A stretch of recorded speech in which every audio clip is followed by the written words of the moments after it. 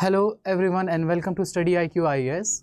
Good afternoon, good morning, good evening whenever you are watching. मेरा नाम है Rishabh and I am economics optional faculty here. So अपने discussions को आगे बढ़ाते हुए प्री 1991 एरा वाले हमने पब्लिक सेक्टर की बात कर ली, चैलेंजेस की बात कर ली, स्मॉल स्केल इंडस्ट्रीज़ की भी बात की हुई है. प्लेलिस्ट आप देख सकते हैं. आज हम बात करते हैं what was the role of private sector in the development of India before 1991, क्योंकि 91 के बाद तो लिबरलाइजेशन आ गया, प्राइवेट सेक्टर डोमिनेट फिर से होने लगा. तो उसके पहले क्या रोल था, क्या प्राइवेट सेक्टर एग्जिस्ट करता था in a socialist country like India, और we were really socialist country और not? Let's talk about that. वो तो हमने इस्टेब्लिश कर ही लिया है अपने बाकी डिस्कशंस में कि हम लोग मिक्स्ड इकोनॉमी मॉडल की तरफ ही देखते थे, प्योर सोशलिज्म हमारा था नहीं. ठीक है. सो हमारे आज का डिस्कशन टॉपिक है role of private sector in India before 1991. So ध्यान से सुने एवरीवन, जीएस पेपर 3 के लिए हो या फिर इकोनॉमिक्स ऑप्शन पेपर 2 के लिए हो, एक अच्छा डिस्कशन है आपके लिए, बेहतर आंसर राइटिंग लेके आएगा और आपका व्यू भी अच्छा करेगा. So let's talk about the role of private sector in India before 1991. ठीक है, 1991 यानी लिबरलाइजेशन के पहले, एलपीजी रिफॉर्म्स के पहले क्या रोल था प्राइवेट सेक्टर का, क्या प्राइवेट सेक्टर एग्जिस्ट भी करता था या नहीं. सो इनिशियली हम लोग ये बात इस्टेब्लिश कर चुके हैं, अगर हम लोगों को याद हो हमारी बातों से, कि initially the private sector was the dominant sector. At the time of independence 90% of the investment was done. 1947 में 90% of the investment was done by private sector. ठीक है. और 51 आते आते भी, क्योंकि 1948 में याद करो एक इंडस्ट्रियल पॉलिसी रेवोल्यूशन आया था जो पब्लिक सेक्टर के मोनोपोली को बढ़ावा दे रहा था, 48 वाला भी. तो उसके बावजूद प्राइवेट सेक्टर का इन्वेस्टमेंट 80% था इन 1951 ऑल्सो. 47 में 90 था, 1951 आते आते 80% रह गया, because the government had been established in India. Government के पास रिसोर्सेज ज़्यादा थे, government starts to invest more. Still 80% of the contribution was done by private sector. Now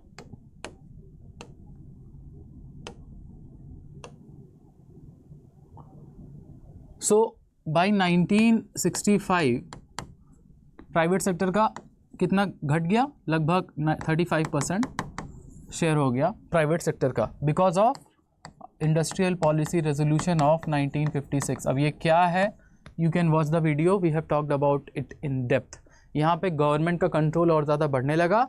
government wanted the public sector to be at commanding heights. तो ज़्यादातर investment कहाँ शुरू हुए, capital investment after 1956 कहाँ शुरू हुए थे, सेकंड 5 ईयर प्लान में कहाँ हुए थे, public sector capital goods industry में.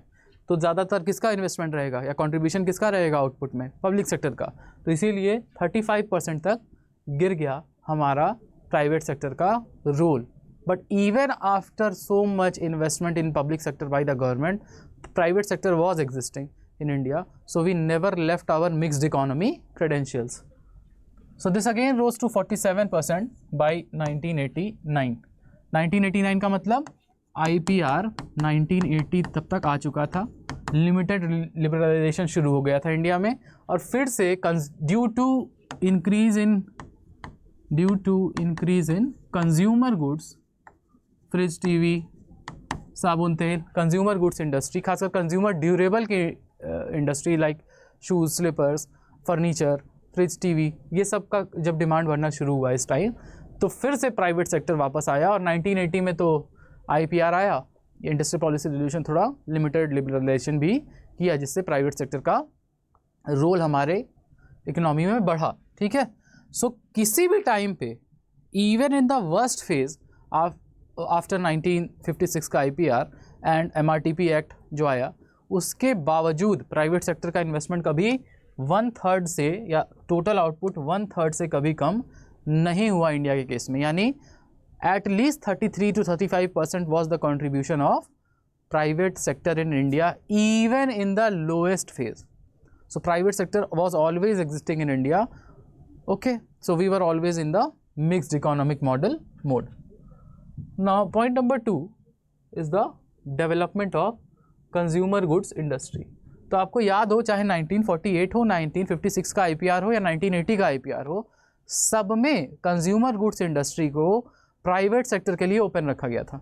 शेड्यूल C 1980 में फिर से MRTP एक्ट को डील दी गई MRTP एक्ट में, तब फिर हमें यह समझ में आया कि प्राइवेट सेक्टर का आउटपुट बनाने की कितनी ज़्यादा ज़रूरत है।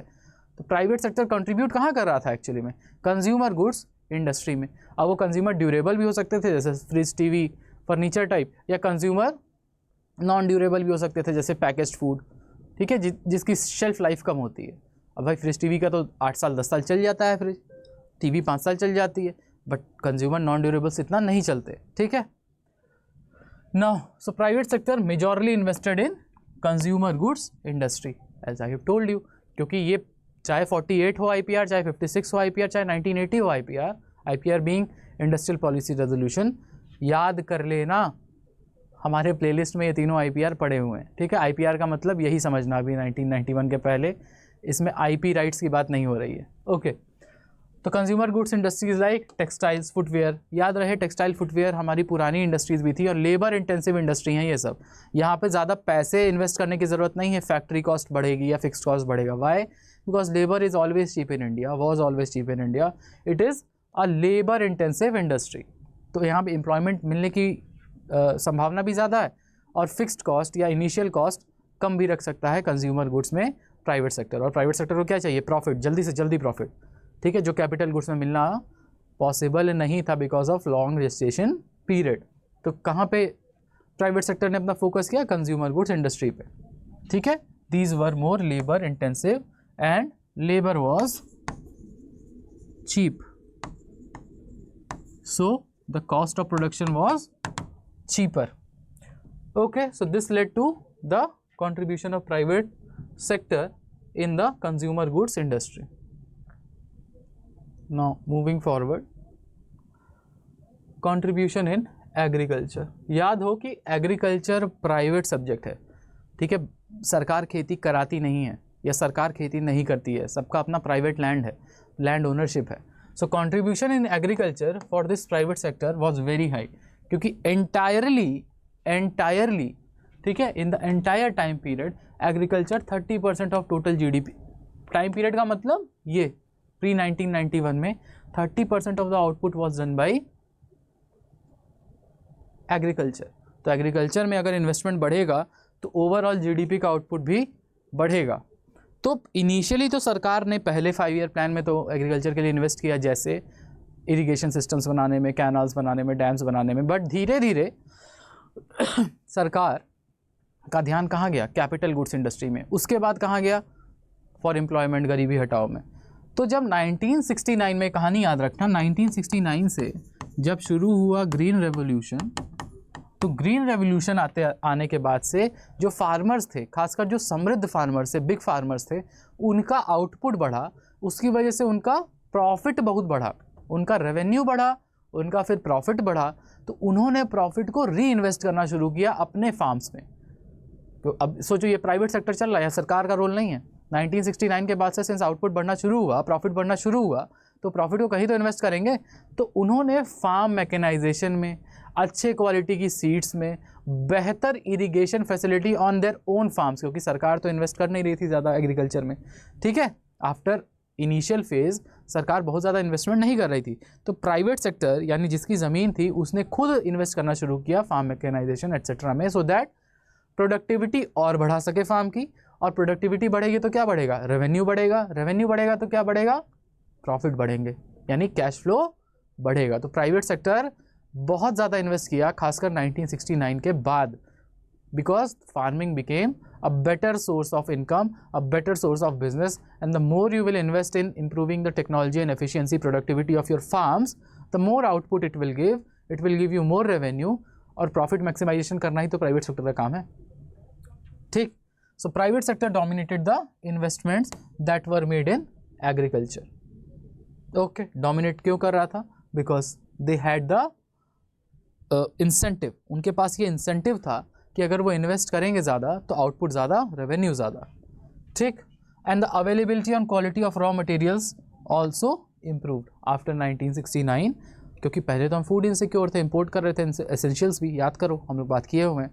But after 1969 quality of food product also improve due to HYV seeds and बेहतर irrigation, and also the raw material supply to the industry is also improved. तो इंडस्ट्री से लिंकेज भी बेहतर हुआ और फूड सिक्योरिटी भी बढ़ी, दोनों ही तरफ से इनकम किसको बढ़ी, फार्मर्स की, स्पेशली बिग फार्मर्स की। तो प्राइवेट इन्वेस्टमेंट भी बढ़ा कि हाँ एग्रीकल्चर में, और since agriculture was the dominant sector of the GDP, तो अगर एग्रीकल्चर बढ़ेगा तो बाकी सब भी ओवरऑल जीडीपी भी बढ़ेगी। Okay, now 50% of the workforce को एग्रीकल्चर एम्प्लॉयमेंट भी दे रहा था, आज भी दे ही रहा है 45-50% के आसपास। ठीक है, नाउ स्मॉल स्केल इंडस्ट्रीज, किसी को ये डिस्कशन याद हो तो small scale industries was priority wise left for private sector. ये प्राइवेट सेक्टर के पास ही था, मतलब इतना था कि सरकार ने एक तरह से रिजर्व करना शुरू कर दी थी कुछ industries for the small scale sector, कि यहाँ पे प्राइवेट इन्वेस्टमेंट ही होगा और यहाँ पे स्मॉल स्केल इंडस्ट्रीज़ ही लगेंगी। सेक्टर को, उस सेक्टर की फर्म्स को रिजर्वेशन देने की कोशिश क्या रिजर्व कर ही रहे थे। ठीक है, कि ये गुड स्मॉल स्केल में ही बनेगा या ये गुड स्मॉल स्केल में ही बनेगा, इसको प्राइवेट सेक्टर ही बनाएगा।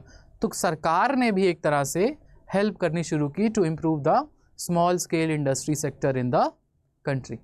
ठीक है, तो स्मॉल स्केल इंडस्ट्री में भी क्योंकि रिजर्व सब्जेक्ट था, reserve for the private sector only, तो अगर प्राइवेट सेक्टर के लिए ही रिजर्व रहेगा तो यहाँ भी प्राइवेट सेक्टर का इन्वेस्टमेंट होगा। तो स्मॉल स्केल हो या एंसिलियरी इंडस्ट्री हो, इसमें मेजॉरिटी ओनरशिप किसकी थी, प्राइवेट सेक्टर की। सरकार ने भी कहा था कि मेजॉरिटी ओनरशिप होनी किसकी चाहिए, प्राइवेट सेक्टर की। एंसिलियरी यूनिट मालूम हो कि जो वो units that mushroom around a big public sector unit and supply some raw material or input goods to the main public sector unit। तो ancillary होती है वो छोटी छोटी इंडस्ट्रीज जो नट बोल्ट, कोई रॉ मटेरियल ट्रेडिंग कंपनी, ये सब सप्लाई करती है जो goods to the main big company. ठीक है, and these were mostly labour intensive and low fixed investment type industry. अब भाई कॉटेज इंडस्ट्री है, स्मॉल स्केल इंडस्ट्री है, तो ऑब्वियस सी बात है कि जो लोग ये इंडस्ट्री लगा रहे हैं वो कोई धनार्थ बहुत पैसे वाले तो है नहीं। उनके पास क्या है, चीप लेबर या फैमिली लेबर या अपने लोग, सब लोग मिल के आए, एक स्मॉल स्केल इंडस्ट्री बनाई, 8-10 लोग को साथ में एम्प्लॉयमेंट दिया और अपना आउटपुट निकालना शुरू किया। तो इस तरह से प्राइवेट सेक्टर ने रोल प्ले किया इंडिया में overall consumer goods small scale as well as overall GDP में अपना कंट्रीब्यूशन बढ़ा के इंडिया की जीडीपी को एक फ्लोटिंग रखा।